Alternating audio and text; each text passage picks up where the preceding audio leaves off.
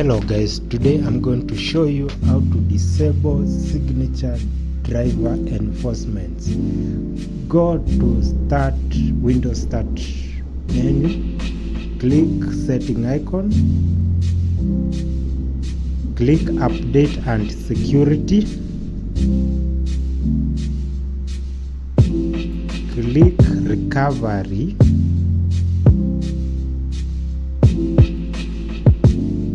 click Restart Now and Advanced Startup. Wait for the PC to restart. Under Recovery, you'll click Troubleshoot. Advanced Options. Now click Startup Settings. Now click Restart. Wait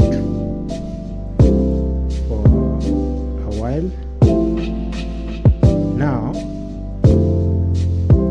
under the keyboard, select F7 to disable driver signature enforcement.